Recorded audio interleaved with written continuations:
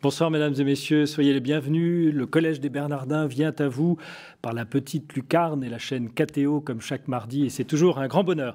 Alors ce soir, le thème de notre débat a des accents étonnamment optimistes et dynamiques en ces temps de crise économique. Osons la liberté quand l'entreprise se déchaîne. Ce thème, nous le devons à une journée organisée prochainement à Lyon qui s'intitule Les Entretiens de Valprès. Et pour la 11e année consécutive dans la banlieue lyonnaise, eh bien, ces entretiens vont avoir pour objectif, je cite, de questionner l'économie, l'entreprise et la société et de mettre à la portée des cadres et des chefs d'entreprise les propositions de l'Église catholique pour aider à conduire leur barque. Vaste projet que nous allons dès à présent discuter avec nos invités que je remercie d'avoir accepté de jouer le jeu de cette rencontre, à commencer par vous, Jean-Christophe Fromentin. Jean-Christophe Fromentin, vous êtes à la fois chef d'entreprise et un homme politique. Ça, c'est tout à fait important pour nous de vous avoir. Vous êtes, je le rappelle, député-maire de Neuilly-sur-Seine, nouvellement désigné vice-président de l'Union des démocrates et indépendants, que dorénavant tout le monde connaît puisqu'il s'agit du parti fondé par Jean-Louis Borloo. Et vous êtes l'auteur de cet ouvrage qui s'intitule « Le temps des territoires » aux éditions François Bourin, éditeur. À vos côtés, Gilles Babinet. Alors Gilles Babinet, vous êtes à la fois un autodidacte. J'ai vu sur vos biographies qui étaient systématiquement dit que vous aviez eu votre bac à 20 ans. Je pense que ça doit probablement devoir vous situer sur le plan scolaire. Mais vous êtes surtout un multi-entrepreneur, ancien président du Conseil national du numérique et représentant de la France auprès de la Commission européenne sur les questions numériques. À ma droite, Jean-Charles de Castelbajac, un nom bien connu des Français. Vous êtes créateur de mode, designer, couturier. Et pour ceux pas couturier. Pas couturier. Non, je tiens à le préciser parce que couturier, c'est un métier particulier, sur le temps, sur un exercice qui est dédié à peu. Oui. Alors que moi, mon but, c'est de créer pour beaucoup. D'accord. J'accepte cette précision. En tout cas, pour ceux de nos téléspectateurs qui ne seraient pas férus de haute couture et de ces questions-là, je précise juste que vous êtes l'auteur des habits liturgiques des JMJ de Paris en 1997. Absolument. Les fameuses chasubles. Et enfin, Guilain Lafont, qui est alors pour le coup complètement coupable dans la définition du thème de notre débat, puisque en dehors du fait que vous êtes le président du conseil de surveillance de Bayard Presse, que tout le monde situe comme étant l'institution des assomptionnistes qui publie entre autres le quotidien La Croix, vous êtes le créateur et président des Entretiens de Valprès. Alors, de but en blanc, Guilain Lafont, pourquoi un thème aussi volontariste ? Alors en fait, on crée toujours ce thème à peu près 9 mois avant les événements. C'est-à-dire il faut se repositionner en janvier de l'année dernière. Et il y avait devant nous les élections présidentielles et les élections législatives. Et notre petit groupe, il y a une vingtaine de personnes, on n'était pas très en forme en fait. Et on s'est dit, qu'est-ce qui va se passer en septembre ? En septembre, soit Sarkozy était réélu, soit Hollande passait. Mais dans tous les cas de figure, c'était quand même pas top. Et on s'est dit, on ne peut pas rester comme ça. Il faut qu'on ose quelque chose. Et on n'a pas eu envie de rester les bras ballants. Alors, qu'est-ce que ça veut dire, osons la liberté ? Osons la liberté, d'abord, c'est soi-même oser sa propre liberté.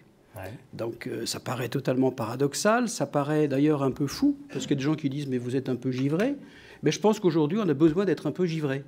Parce que franchement, on ne va pas très très bien. Alors dans l'entreprise en particulier, où se situe cet enjeu de liberté dans l'entreprise ? Quels sont les freins actuellement dans ces structures, petites, moyennes ou grandes, à cette liberté sous toutes ses formes ? Écoutez, moi je crois que le principal frein, c'est la peur. Ouais. Je pense que le rôle du chef d'entreprise, le rôle du patron, moi j'ai eu la chance d'être dans des entreprises très très différentes. Vous voyez, j'ai commencé dans la banque, ensuite j'ai fait dans la finance, ensuite dans l'édition, ensuite j'ai fait presque 10 ans de grande distribution. J'ai été chez Bayard Presse pendant 8 ans, et puis maintenant, depuis 10 ans, je suis dans une sorte de holding financier.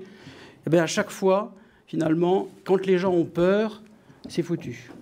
Et c'est les gens, c'est vous d'abord ? Vous l'avez connu, cette peur ? Vous l'avez combattue ? Vous l'avez dépassée ? Bien sûr. Et comment on la dépasse, alors ? Parce que c'est une question de volonté personnelle. C'est qu'est-ce que j'ai envie de faire de ma vie ? Et est-ce que j'ai envie, par l'exemple que je représente, enlever la peur aux gens pour qu'ensuite, ils puissent se développer, se déployer et me rendre au centuple ce que je vais leur demander. Mais Guilain Lafont, vous avez été DRH de ce groupe Bayard Presse, vous connaissez l'état d'esprit des gens aujourd'hui qui craignent pour leur emploi dans un contexte de crise absolue, enfin, dont on ne sait pas ni où elle va nous mener, ni si elle finira un jour. Comment est-ce que les gens peuvent oser une liberté qui est synonyme de faire bouger les lignes, de prendre des risques ? Parce que je pense que l'exemple vient d'en haut. Je Je pense que si vous-même, vous avez la conviction que vous avez envie de faire quelque chose, vous serez suivi. Ça, je suis convaincu de ça. Demandez à des collaborateurs de faire des choses grandes, ils feront des choses grandes. Demandez des choses petites, ils vous aurez du tout petit. Et je pense qu'aujourd'hui, il y a une volonté. Écoutez, toutes les entreprises, les start-up, les entreprises qui avancent, les entreprises qui font de la performance, c'est parce que les patrons eux-mêmes, ils ont un côté fou. Ils osent leur liberté tous les jours. Ils ne se posent pas la question de savoir le matin s'ils vont l'oser ou pas. Alors vous avez un fou à côté de vous, un créatif, non? Vous acceptez que je le dise comme ça? Oui, j'aime bien ce rôle de fou du roi de la société. Donc vous êtes par nature créatif, là, votre création de richesse est liée à votre créativité. Bien sûr. Mais comment ça se vit dans l'entreprise? Parce qu'il y a des moments où il y a des contraintes énormes. Comment vous arrivez à les dépasser? Ça s'est vécu de différentes manières. C'est-à-dire que dans une époque où j'ai commencé ma carrière, comme les années 70, il y avait cette espèce de liberté et de monde utopique qui permettait tout. Donc, où la création, c'était un acte encore assez intime, en quelque sorte, parce qu'il n'y avait pas tous ces réseaux sociaux, il n'y avait pas Internet, il n'y avait pas la propagation. Et puis aujourd'hui, ça se vit comme un complément à la créativité, comme un complément indispensable de l'entreprise.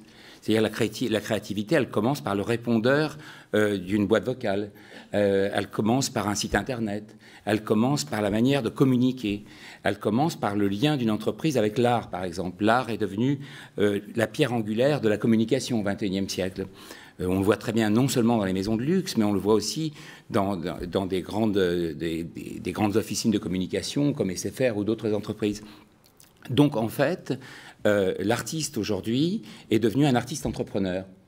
Et toutes les jeunes générations que je vois réussir, c'est des jeunes artistes qui ont accédé à cette dimension d'entrepreneur et qui ont transformé leur talent en une vision économique. Alors ça, c'est un propos très optimiste et très positif, et je comprends pourquoi, mais est-ce que vous pourriez vous souvenir de moments dans votre parcours professionnel où manifestement votre créativité a dû se brider au nom d'une raison économique ?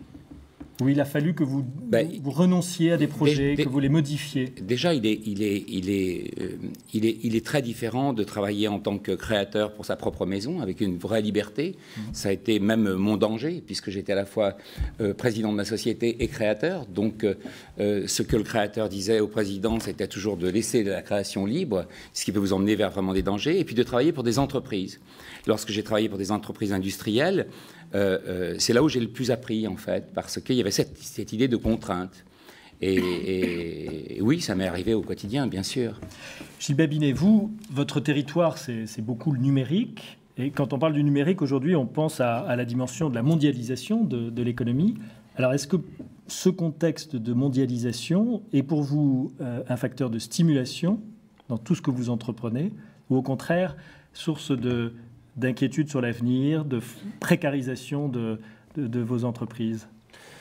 Juste avant de répondre à ça, il y a quelque chose que je voudrais dire, parce que je trouve que ce débat démarre de façon exceptionnelle. Je suis très impressionné par ce que vous venez de dire sur la peur.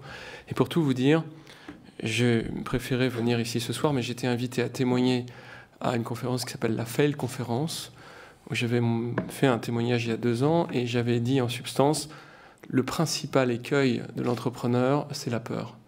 Et je crois que c'est quelque chose que je m'attache à dire autant que se peut.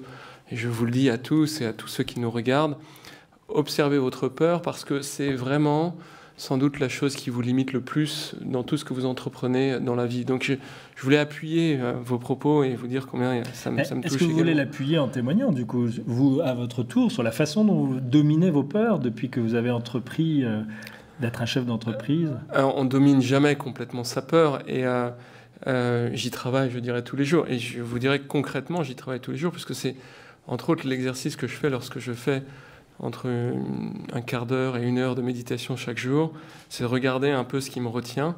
Donc c'est tout à fait vrai, et je crois que j'invite chacun à essayer cet exercice. D'ailleurs, c'est assez amusant, c'est un moine qui m'a... Didier Lelong, que vous connaissez probablement, qui a écrit tout un tas de livres passionnants, qui un jour, c'est un moine défroqué, qui a quitté le monastère de la Pierre qui Vire, tombé amoureux d'une femme. Et un jour, on était en train de déjeuner, il m'a dit: écoute, le truc qui peut changer le plus ta vie en le moins de temps, c'est de faire 5 minutes de méditation par jour. Il m'a dit d'ailleurs, tu vas le faire pendant 1 mois, et si au bout d'1 mois, il n'y a pas quelque chose qui a changé dans ta vie, eh bien, je te repaye un très bon déjeuner. Et je l'ai fait, c'est moi qui lui ai payé le déjeuner. Et c'est vraiment, si vous en avez l'opportunité, c'est un exercice que je vous invite à faire.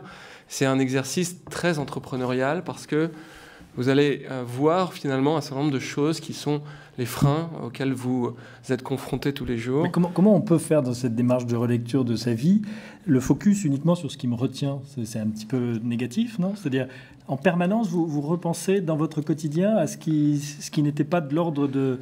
Non, je crois que vous ne le repensez pas, justement. C'est-à-dire que c'est là, et vous ne le voyez pas, et ça vous empêche d'agir. Et je pense qu'en matière de création, c'est tout aussi vrai. C'est-à-dire que la capacité de créer, d'innover, c'est la capacité de penser de façon folle. Et vous avez d'ailleurs relevé ce mot qu'on vous appelez le fou.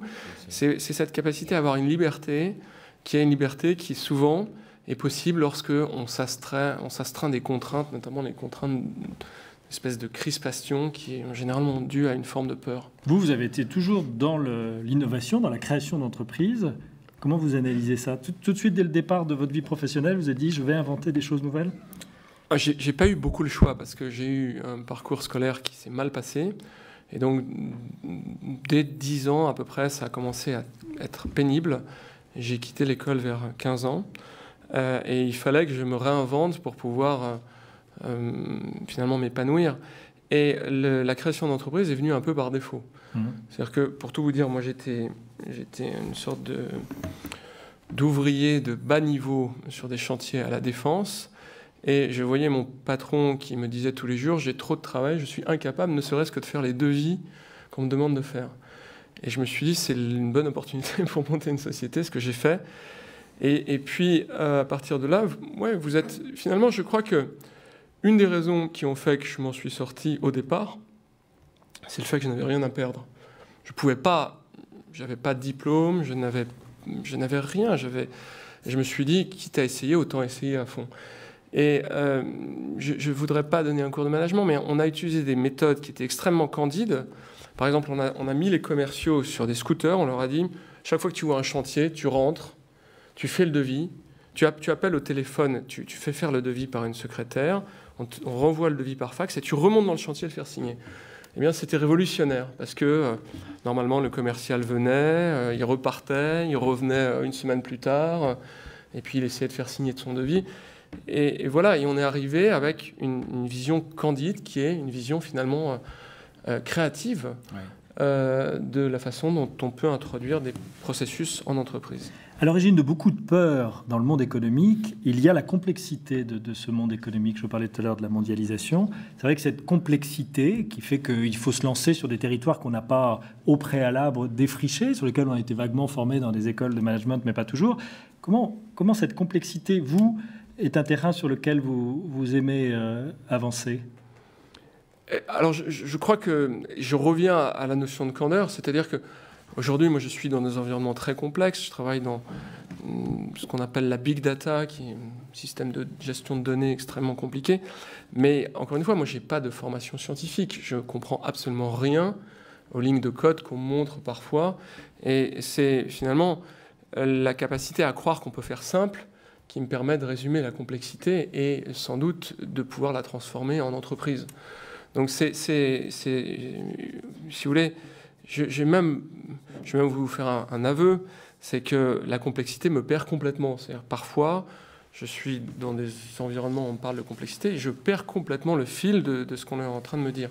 Donc, je pense que, contrairement à ce que l'on croit, ce monde qui nous apparaît complexe, qui est celui de l'Internet, du numérique, etc., c'est un monde qui est avant tout, ceux qui réussissent, comme par exemple Apple, ce sont des gens qui cherchent à simplifier les choses au maximum et à faire en sorte qu'elles soient à la portée du commun des mortels.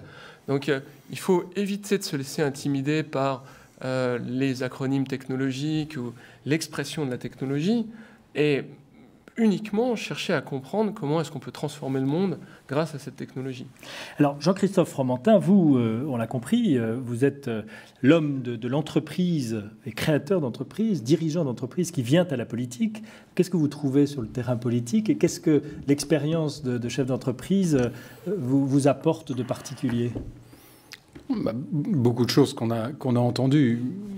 Je crois que, effectivement, l'entreprise, elle vous tire vers le haut en permanence, parce que si vous vous arrêtez, vous n'existez plus. Donc elle vous stimule dans une exigence, elle vous stimule dans une responsabilité, parce que vous êtes seul finalement par rapport à vos propres défis.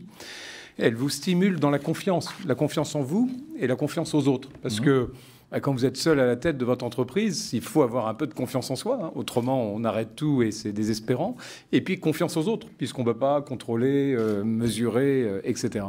Donc, elle apprend finalement cette exigence, cette responsabilité, cet optimisme, parce que quand on rencontre quelqu'un, même quand l'entreprise va mal, si on dit, écoute, tu sais, mon entreprise va très mal, le gars, il dit, bah, écoute, désolé pour toi, mais il ne vous achètera rien. Donc, il vous force à avoir sans arrêt l'optimisme, le sourire, un peu cette candeur finalement, qui fait que, bon, bah, même dans la complexité, dans la difficulté, dans les moments creux qu'on vit dans la vie d'entrepreneur, on doit toujours montrer une image positive, optimiste, qui y croit, qui a envie d'avancer. Et c'est voilà, probablement cet optimisme, cette envie, oui, qui, je pense, mérite d'inspirer un peu le monde politique. Cette simplicité aussi, cette créativité, mais cette volonté de construire, peut-être plutôt qu'une volonté de détruire ou une volonté de critique gratuite. Oui. Moi, je trouve que voilà, on a des marges de manœuvre extraordinaires si on accepte effectivement cette simplicité, cet optimisme, et puis le corollaire de la peur, c'est la confiance. C'est qu'en fin de compte, regardez la défiance dans laquelle on vit, la défiance vis-à-vis des tiers, la défiance vis-à-vis du marché, la défiance vis-à-vis du reste du monde, la défiance vis-à-vis de tel ou tel pays, la défiance qui crée les communautarismes, les corporatismes, toutes ces réactions de repli et qui bloquent l'ensemble de l'élan qu'une société peut avoir et dont on a besoin. Vos administrés de Neuilly attendent de vous, je l'imagine, comme toujours dans ce type de mandat, que vous les assistiez, que vous les protégiez. Vos salariés, que vous les dirigiez. C'est quand même deux modes opératoires très différents. Alors, je ne garderai pas les termes que vous avez employés. Je pense que les salariés attendent, comme les administrés, comme l'opinion quand on est parlementaire, attendent qu'on ait un cap, qu'on soit clair dans sa tête, en fin de compte. Et le marin sur un bateau, s'il va voir son capitaine, il dit, tu vas où? Il dit, écoute, je ne sais pas trop, on va voir. Bon, le gars, il saute à l'eau, il prend la première chaloupe et il s'en va. Le salarié dans une entreprise qui voit un patron qui ne sait pas où il va et qui voit un environnement concurrentiel, une mondialisation du progrès, du développement, des émergents, pareil, il va dire, voilà, je m'en vais parce qu'il ne sait pas où il va. Et le monde politique, c'est pareil. Le monde politique, s'il n'est pas inspiré par un cap, par un objectif, s'il n'est inspiré que par les influences qu'il subit tous les jours, et je peux vous dire qu'on en subit vraiment beaucoup, et peut-être encore plus au Parlement que dans une ville, mais on subit des pressions, on subit la tentation aussi du court terme, vous voyez, qui est tellement plus facile, le clientélisme, c'est tellement plus facile. On subit la résignation, l'envie de dire, bon là, je ne vais pas me battre là-dessus parce qu'il n'y a que des coups à prendre. Je crois que dans toutes ces dimensions entrepreneuriales, locales ou politiques, il faut avoir cette exigence, ce cap, cette responsabilité, ce qui configure un élan. Et c'est ça la liberté, en fin de compte. La liberté de dire, bon, j'y vais avec une dose d'inconscience, une dose de risque, une dose de confiance en soi. Mais en tous les cas, cette idée de dire, c'est ma liberté qui me donne des marges de manœuvre. Et si cette liberté, je ne la transforme pas en engagement, alors ma vie perd un peu de son sens. Et je crois que c'est vraiment les deux dimensions. Osons la liberté, c'est osons s'engager finalement. Notre débat de ce soir a une connotation évidemment éminemment politique. Là, je m'adresse à chacun d'entre vous, à savoir oser la liberté dans une France telle que nous la connaissons aujourd'hui, dans des entreprises telles qu'elles fonctionnent, dans toutes ces régulations qui les encadrent. Quel est le regard que vous posez là-dessus? Est-ce que déjà, c'est effectivement, de votre point de vue, d'abord un enjeu politique et programmatique qui est derrière? C'est-à-dire il faut desserrer les taux des contraintes qui pèsent sur l'entreprise ou pas? Et si oui, qu'est-ce que vous proposez? Moi, par exemple, vous voyez, quand j'étais DRH de Bayard Presse, le patron de l'époque m'avait dit, voilà, tu gères bien tes équipes, donc on va te confier d'être DRH du groupe. Bon, on m'avait dit, c'est un métier de chien, il y a la CGT du livre, c'est épouvantable, mais d'un côté, tu ne seras pas le même bonhomme après. Effectivement, j'étais pas le même bonhomme avant et après. Et j'ai découvert le code du travail. Et quand j'étais en off avec les syndicalistes, tous les syndicalistes me disaient que le Code du travail était capote et qu'il était totalement disqualifié. Bon. Et quand je les voyais en séance, c'était l'inverse. Bon. Donc moi, ce que j'attends aussi, c'est que les hommes politiques, puisque l'homme politique, il vote les lois, c'est lui qui a le pouvoir, c'est qu'il ait le courage, et qu'ils aient le courage ensemble, en collectif, d'aller sur les vrais sujets. Et il y a un certain nombre de vrais sujets. Les vrais sujets, par exemple, c'est de desserrer la capacité pour les chefs d'entreprise de pouvoir recruter, de pouvoir former, sans avoir un millefeuille qui s'empile de lois et de règlements. Bon. Tout le monde a fait en France le diagnostic. Mais nous, on est des Gaulois, on est des gueulards, hein, et on dit on va attendre que l'ordonnance soit surtout un peu périmée, que les médicaments, la date de préemption arrive juste au bout, et puis on va recommencer. Quand est-ce qu'on va s'arrêter ? Et moi, je trouve qu'aujourd'hui, il y a une urgence. L'urgence, c'est d'oser la liberté, c'est aussi de provoquer les hommes politiques et pouvoir dire, et nous, comme dirigeants, nous avons un devoir de le faire. Et vous voyez, moi, je ne suis pas particulièrement pro-MEDEF ou anti-MEDEF ou je ne sais quoi, mais par moments, je trouve que les débats effleurent les sujets. On ne va pas au fond. Quand est-ce qu'il faut y aller ? C'est pour ça que notre thème d'Osons la liberté, quand l'entreprise se déchaîne, c'est à un moment donné, il faut shooter. Alors Christophe Fromentin, on est complètement dans vos sujets, parce que vous voulez desserrer cet étau, et en même temps, le dialogue social, ça compte, vous essayez de trouver l'équilibre centriste. Ouais, non, c'est pas, c'est pas tellement le mot. Oui, moi, je me sens pas dans une espèce de centralité, qui est une espèce d'équilibre qui serait précaire. On l'a vu aux dernières élections, ceux qui cherchent trop les compromis, finalement, se cassent les figures. Non, je crois qu'au contraire, un projet politique doit être résolu, doit être déterminé, doit être clair. Bon, pour ma part, vous voyez, je pense qu'il doit être justement plutôt libéral, plutôt européen, plutôt territorial. Et c'est ce sujet des territoires qui a fait l'objet de cet ouvrage qui finalement va un peu avec cette remarque. Et on est dans un système où on a à la fois des atouts territoriaux, énormément d'atouts territoriaux, partout dans la France, des atouts patrimoniaux, des héritages, des universités, une richesse incroyable et bien répartie, et en même temps, une centralisation qui est terrible. Autrement dit, s'il se passe un incident dans le fin fond de la Meuse demain, le député va dire « il ne faut plus que ça se passe comme ça dans la Meuse, on fait une loi et... » elle s'applique à toute la France. Et si le lendemain, il y a un problème réglementaire en Bretagne parce qu'il y a telle chose, eh ben on va faire également une loi qui s'applique à tout le monde. Et on a stratifié comme ça les règlements, la prudence, des normes, des règles, des trucs, etc. Et ce que je développe dans ce livre, c'est de dire...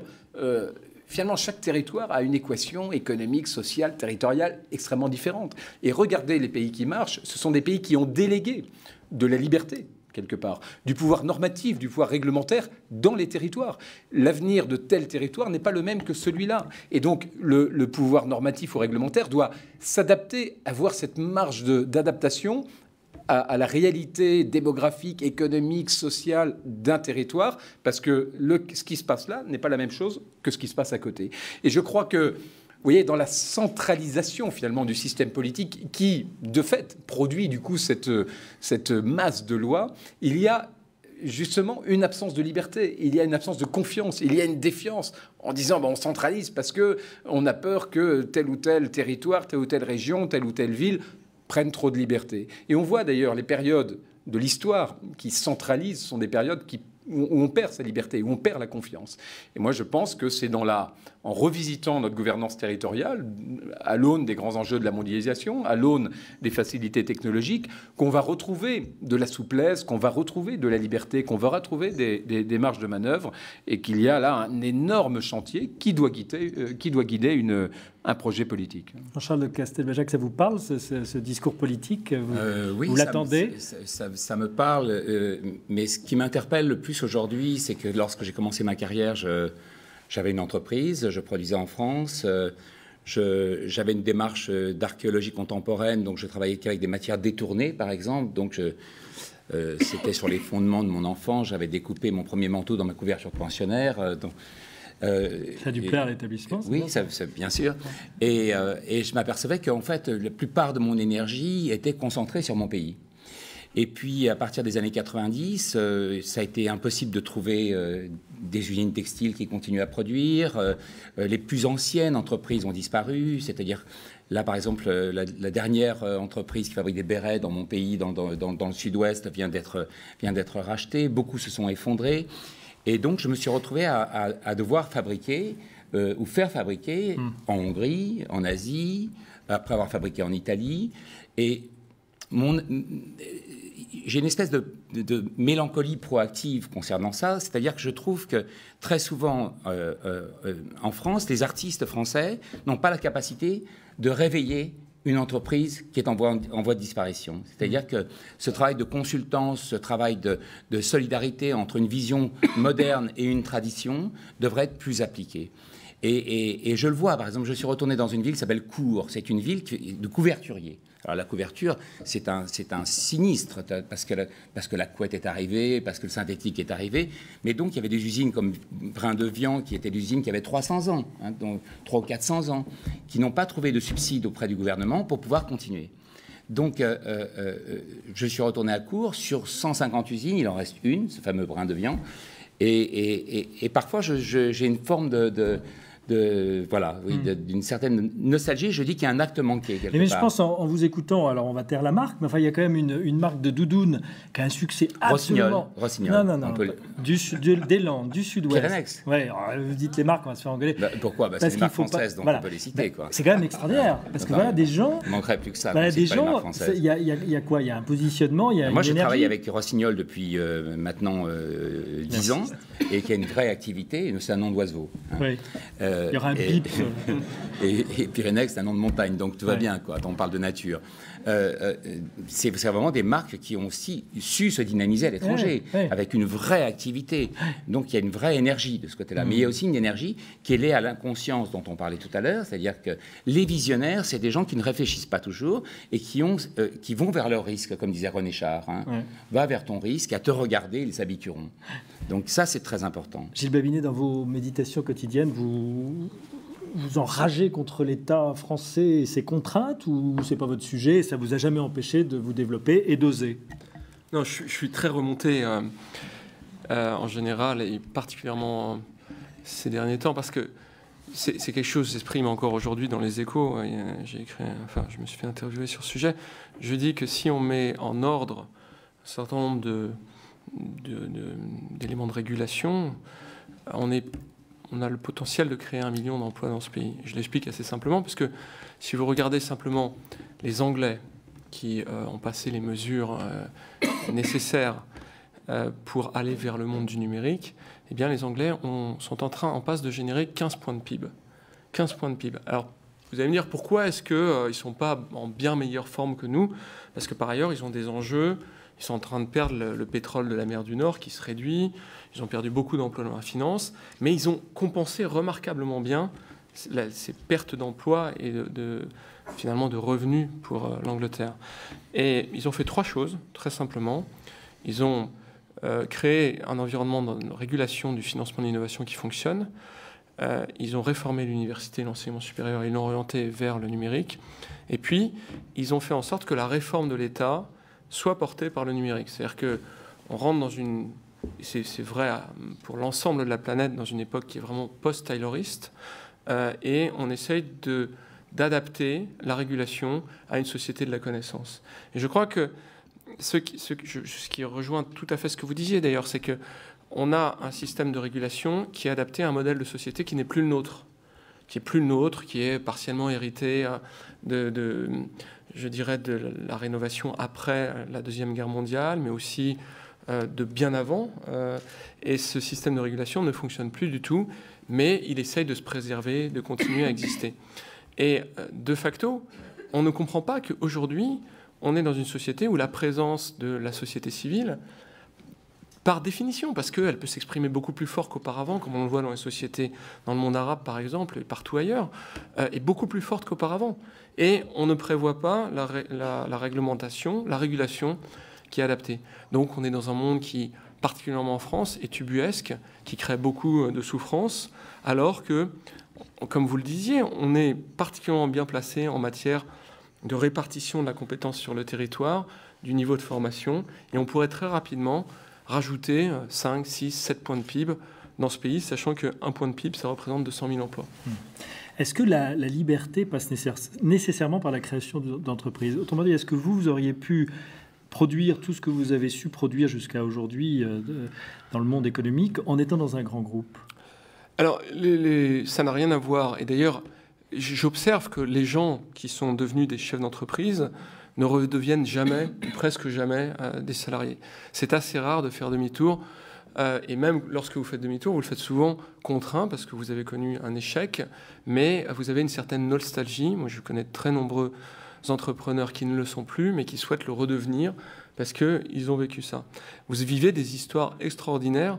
J'ai ici un ami entrepreneur, donc Frédéric Melki, qui a monté une société dans le domaine de l'environnement. Il a 30% de croissance, 250 employés. Ça marche extrêmement bien. Il vit une histoire absolument fantastique, très épanouissante. Et je crois que c'est, vous l'avez dit, je vous rejoins tout à fait, c'est la capacité de rendre ses rêves réels, c'est sans doute une des expressions les plus abouties de la liberté. Et dans un... Oui. Non, moi, je voudrais un mot sur les actionnaires, parce qu'il faudrait quand même qu'on parle des actionnaires qui doivent rendre libres leurs collaborateurs et leurs dirigeants. Et je voudrais dire un tout petit mot de Bayard Presse. Oui, parce que c'est un actionnaire assez exceptionnel. Justement, je trouve que... Congrégation religieuse. Congrégation religieuse qui, en fait, a créé ce groupe il y a 140 ans, l'année prochaine. Bon, vous voyez, c'était à Lourdes, 1873, premier pèlerinage et création de pèlerins. Bon, ils sont toujours au poste, ils sont toujours aux manettes.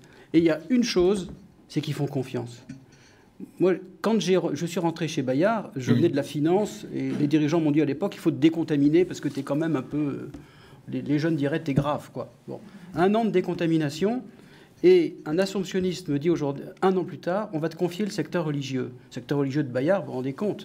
Et je lui dis, c'est quoi ma feuille de route? Réponse, on te fait confiance. Attendez, c'est top. Donc ça voulait dire qu'ils avaient diagnostiqué que j'étais capable, mais quelque part, ils m'ont fait confiance. Alors ensuite, il a fallu que je sois capable de rendre la confiance.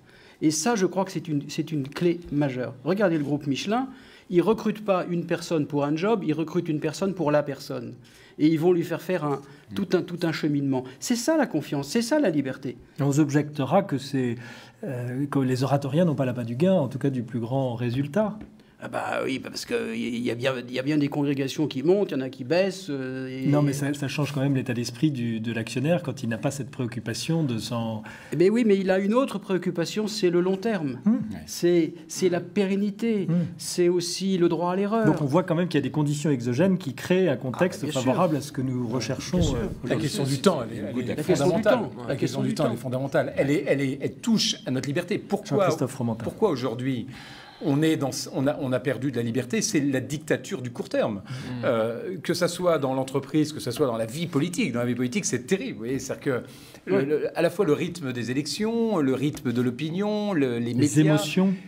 Le rythme des émotions fait que si vous cédez au court terme, vous n'avez plus de ligne de conduite, vous n'avez plus de feuille de route, vous perdez vos valeurs.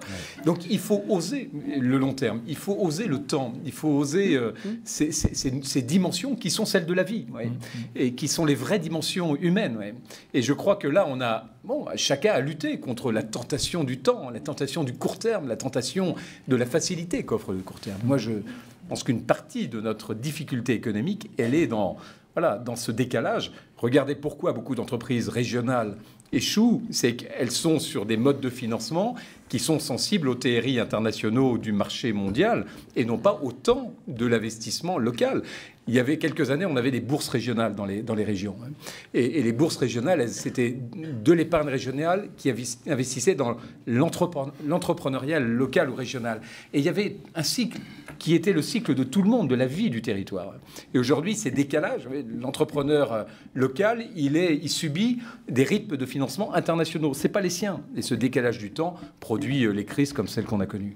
Guylaine Lafont, j'aimerais que vous contribuiez à interpeller nos invités sur un thème avec plaisir. Cher aux entretiens de Valpré, c'est-à-dire la doctrine sociale chrétienne. Et je prends, pour entamer cette partie de notre débat, la citation que j'ai trouvée dans un ouvrage en lien avec les entretiens de Valpré. Cette doctrine sociale chrétienne n'a d'autre souci que de délivrer un mode d'emploi du verbe aimer et une boussole sûre à l'esprit d'entreprendre. Alors là, je dois dire que aimer et économie, je n'ai pas l'habitude de les associer, et boussole à l'esprit d'entreprendre dans la doctrine sociale de l'Église, là, je suis aussi un peu interloqué. Alors, s'il vous plaît, poser ses principes. Ça, et vous me donnez 2 minutes, quoi, c'est ça? Non. Alors, non, mais il faut partager sur ce sujet. Oui, bien sûr. Alors, si vous voulez, la doctrine sociale de l'Église, on va aller très vite.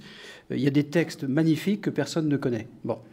Donc, il y a 10 ans, on s'est dit, avec le cardinal Barbarin qui arrivait à Lyon, le cardinal Barbarin, il a 60 ans, on a un an d'écart, donc vous voyez comment il est fait, il est plutôt fougueux. Et on a été le voir, on lui a dit, Éminence, alors on dirait maintenant, il faut faire la doctrine sociale de l'Église pour les nuls. Donc ça lui a bien plu. Et au fond, c'est le témoignage. Le témoignage, c'est l'Église catholique par tout un tas de textes, par tout un tas de... Justement, les moines, par exemple, 2000 ans de monachisme, ça, c'est quelque chose qui est très attendu. Donc, mettre à portée des cadres et des dirigeants par des échanges, comme nous avons là, par des témoignages, qu'ils soient chrétiens ou non chrétiens, d'ailleurs, c'est pas important, mais qu'ils soient de bonne volonté et, au fond, comme tout le monde cherche son cap, comme à bord du navire, c'est où est le bon cap ? Et comment est-ce que je peux surtout emmener les collaborateurs qui me sont confiés au bon port et à bonne destination? Ça, c'est la boussole. Ça, c'est la boussole. Bon. Et ça a quand même fait ses preuves, parce que ça fait 2000 ans que ça dure. Mais vous pouvez nous en dire un peu plus? Écoutez... comment on conjugue le verbe aimer quand on est dirigeant d'entreprise? Écoutez, moi, je pense que ça, c'est basique. C'est basique de chez basique. Moi, j'aime les gens avec lesquels je travaille. Alors, il y en a plus ou moins. C'est-à-dire qu'évidemment, il y en a qui ont des caractères de cochon. Moi-même, je peux avoir un caractère de cochon. Il y a les affinités. Mais moi, quand j'arrive tous les matins, je dis bonjour aux personnes qui sont avec moi et je suis heureux de travailler avec elles. Et quelque part, je veux leur montrer que je les aime, mais telles qu'elles sont. Mais comme moi, elles vont aussi me rendre, excusez-moi, l'amour qu'elles ont pour moi. Parce que franchement, s'il faut venir à son boulot, nouer... pour ensuite clairement se foutre sur la gueule, parce qu'il faut quand même parler français, et qu'aujourd'hui vous voyez qu'un maximum de gens ont peur, moi je dirais vraiment le job du patron, c'est d'enlever la peur, j'y reviens. Alors le verbe aimer, alors maintenant il est galvaudé, aimer. Qu'est-ce que ça veut dire qu'aimer? Aimer, ça veut dire aussi être humble, ça veut dire aussi se casser la figure, ça veut dire aussi accepter de se toller. Moi, il m'arrive très, très souvent, avec 2 ou 3 personnes qui travaillent avec moi, c'est vrai qu'on a des péchés d'orgueil souvent, parce qu'au fond, on n'a pas toujours les bonnes idées. Et j'ai toujours un effet retard. Et il m'arrive de dire, il avait bien raison, et je lui dis, vous aviez raison, c'est une très très bonne idée. Et je me suis totalement trompé. Et je ne vois pas en quoi est-ce que ça va m'enlever quelque chose. Parce que ce n'est pas l'idée que j'ai eue. Peut-être qu'il y a quelques années, j'aurais dit... c'est un peu raide quand même. C'était à moi d'avoir la bonne idée. Et plus on avance en âge, plus en fait on doit reculer. C'est comme par rapport à ses propres enfants. Moi j'ai des enfants qui sont grands, qui sont pères de famille. Moi j'ai 60 ans l'année prochaine. J'ai pas envie de prendre ma retraite, mais j'ai envie quelque part de me rapetisser pour les faire grandir eux. Et c'est ça qui m'anime. J'ai un tout petit-fils là qui vient de rentrer en classe. Et son père me disait, j'ai envoyé un petit texto, j'ai dit « Baudouin, je te souhaite une bonne rentrée ». Il a 3 ans. « Je te souhaite une bonne rentrée des classes ». J'écris ça à son père. Et son père, chose extraordinaire, me dit « Baudouin a fait une très bonne rentrée des classes, bien meilleure que moi à l'époque ». Intéressant. Il a aujourd'hui un âge qui lui permet de ne pas l'avoir oublié. Et je me suis dit « Bon sang de bois ». Il a eu donc si peur le jour de sa rentrée. C'était donc il y a 35 ans, puisqu'il doit avoir 37. Il n'y a pas encore le portable pour dire bonne rentrée. Et ça m'a touché. Ça m'a touché parce que le fait qu'il me l'ait dit... Bon, donc, voilà, c'est ça la doctrine sociale de l'Église. C'est montrer aux gens qu'on est capable de ne pas être des brutes. Jean-Charles de Castelbajac, oser aimer ses collaborateurs et leur dire, ça vous parle? Moi, je crois que aimer dans l'entreprise, c'est révéler. C'est révéler le talent des autres. C'est les amener à devenir eux-mêmes, c'est les amener à mettre au maximum leur talent en avant. Et je crois que c'est ça, vraiment, qui me fascine dans l'entreprise. C'est faire partie. J'aurais jamais pu être single. J'ai toujours aimé faire partie d'un groupe. Aujourd'hui, il y a un gros livre qui va sortir aux chaînes sur mon travail qui s'appelle Studio, parce que j'ai toujours aimé cette dimension collective, un peu de capitaine. Même en étant l'artiste inspirateur, vous n'avez rien fait seul. Oui, mais je suis l'artiste inspirateur, mais la manière dont j'amène les idées est toujours collégiale. Ça, c'est très important. Mais ça s'apprend avec le temps. Mais je crois que ça, c'est vraiment la chose la plus importante, parce qu'il y a tellement de talents, et très souvent, les aides qui viennent dans l'entreprise ont été brimés dans leur jeunesse, et n'ont pas pu construire sur cette difficulté. Moi, j'ai eu beaucoup dans ma famille, par exemple, d'artistes brimés qui sont devenus pas forcément des bons hommes d'affaires ou des bons banquiers, qui étaient des pianistes merveilleux.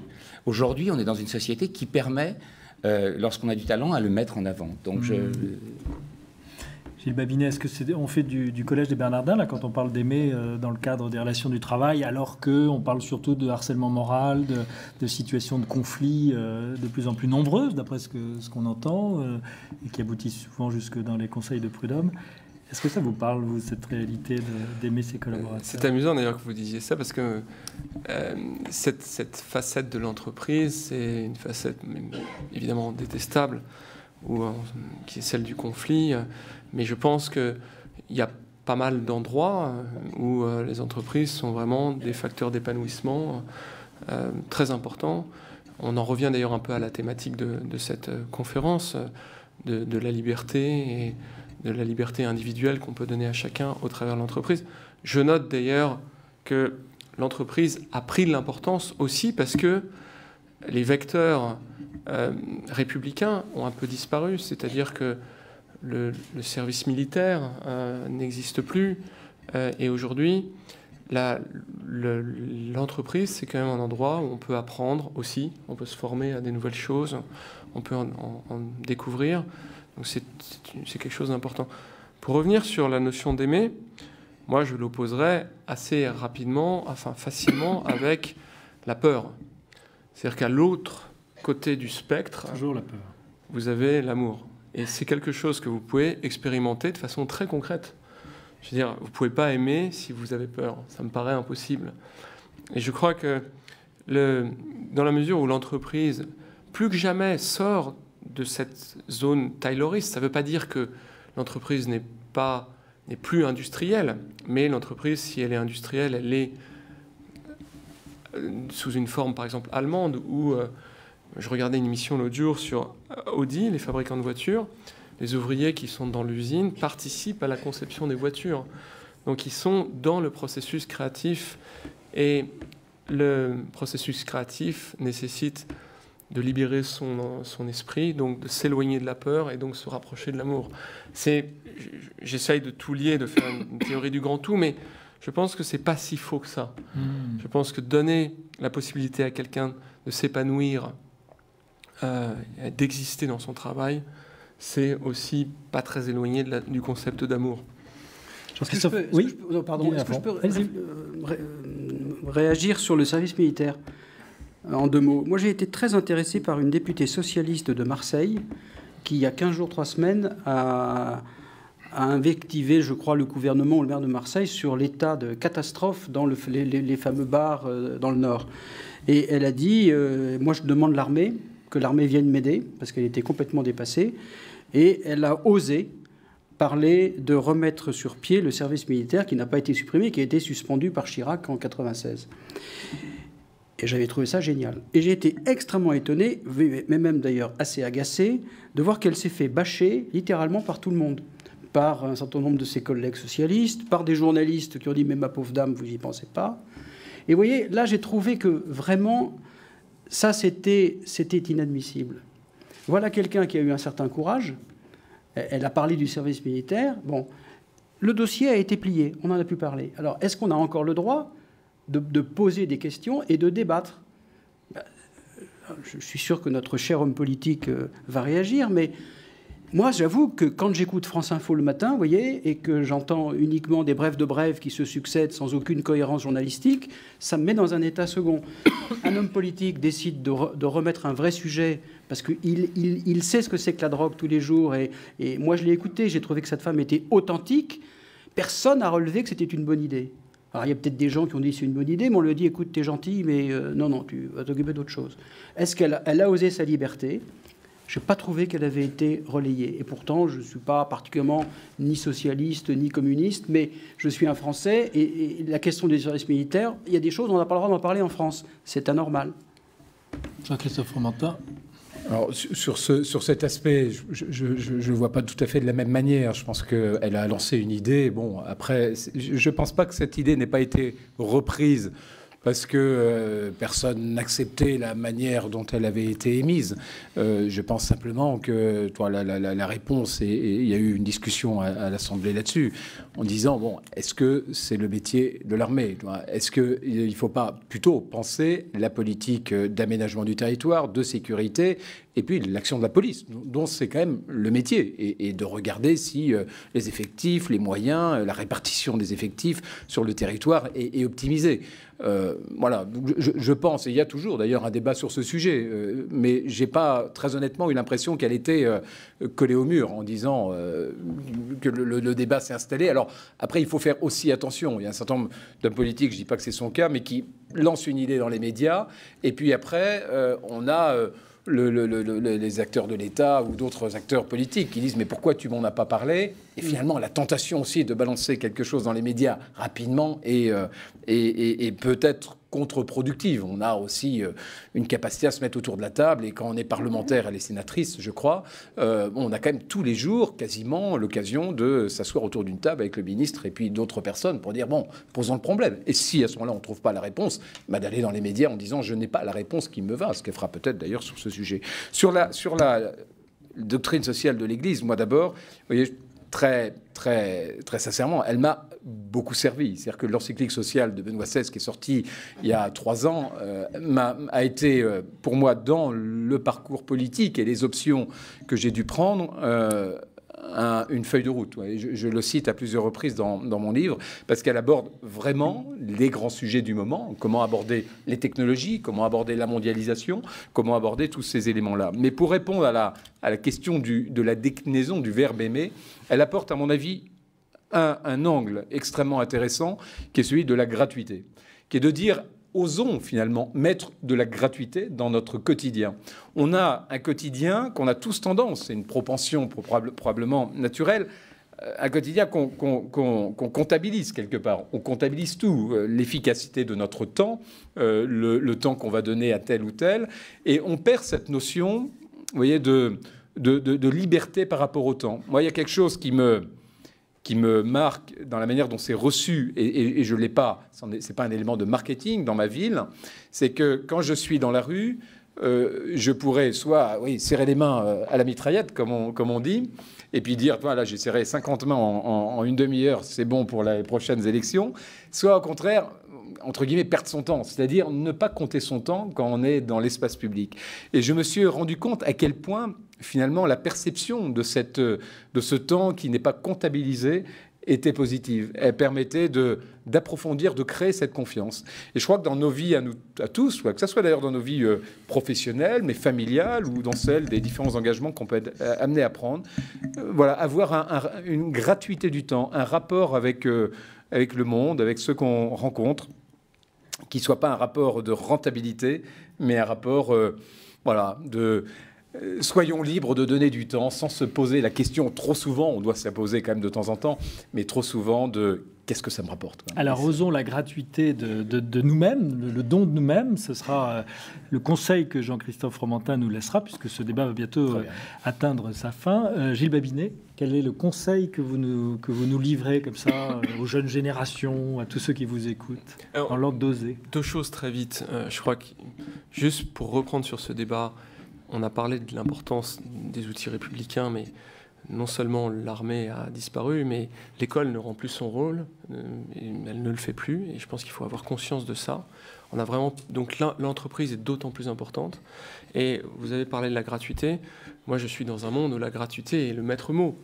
Et c'est tout à fait intéressant. Vous avez des entreprises qui se créent là-dessus, mais vous avez aussi plein de choses extraordinaires dans le monde qui se passent, notamment dans les pays en développement, grâce à la gratuité. Et ça, c'est, je pense, une vraie raison d'espérer. Parce que vous pouvez reconstruire, dans ce monde qui est souvent inquiétant, parce que très technologique, parce que déshumanisé, vous pouvez recréer une nouvelle dimension humaine extrêmement forte. Moi, je pourrais passer des heures à vous raconter des choses extraordinaires que j'ai lues. Et d'ailleurs, ce soir, j'ai été invité aussi. Il y a le Social Good Day. Vous avez sacrifié beaucoup de choses. Oui, je devais y intervenir aussi, je n'ai pas pu y aller, qui est la réunion de tous les gens qui font sur Internet des plateformes caritatives. Et je peux vous dire, vous pouvez aller sur Internet, les trouver et regarder ce qu'ils font. C'est juste extraordinaire, c'est génial. Donc il ne faut pas s'inquiéter de ce monde technologique qui nous offre des tas de raisons d'avoir un monde plus humain. Jean-Charles de Castelbajac, que faut-il oser? C'est lié à mon expérience. J'ai aujourd'hui des partenaires coréens, après avoir eu des partenaires français. Je suis dans une énergie depuis 1 an tout à fait remarquable, car j'ai rencontré des gens qui sont à l'écoute de la création. C'est le seul pays au monde qui, il y a 10 siècles, a eu un gouvernement qui n'était fait que d'artistes, au royaume de Shilla. Et il y a encore cette tradition qui est liée entre la rencontre entre la technologie, puisqu'on connaît toutes les marques qu'ils possèdent et tout le know-how qu'ils ont, et la rencontre avec les artistes. Donc, je conseillerais d'être à l'écoute du monde. Je dis toujours à mes neveux d'apprendre après leur avoir dit d'apprendre le japonais, d'apprendre le chinois, et c'est vrai que ça leur amène des stages plutôt extrêmement intéressants. Mais être à l'écoute, être curieux, avoir ce lien à l'intemporalité qui est de ne jamais refuser une évolution, qu'elle soit musicale, qu'elle soit artistique, qu'elle soit littéraire ou qu'elle soit sociologique. Guylaine Lafont, je vous donne 30 secondes cette fois-ci pour nous dire ce que vous souhaitez que vos contemporains osent le plus. Je dirais alors, puisque j'ai 30 secondes et je vois le compteur qui tourne, je dirais oser la confiance et la vérité. Vous avez encore beaucoup de choses à oser, vous, dans votre existence Écoutez, je sais pas, moi j'ai bientôt 60 ans, j'ai des petits-enfants, oui, j'ai envie de continuer, mais surtout j'ai envie de les aider et j'ai envie de les pousser à aller plus haut, plus loin et plus fort. J'aimerais citer René Char. Oui. Serre ton bonheur, impose ta chance, va vers ton risque, à te regarder, ils s'habitueront. Merci René Char, merci messieurs d'avoir accepté de participer à ce débat. Osons la liberté quand l'entreprise se déchaîne. Ce sera le thème des entretiens de Balpré dont vous entendrez probablement parler sur l'antenne de KTO. Merci, je vous retrouve la semaine prochaine, toujours au Collège des Bernardins.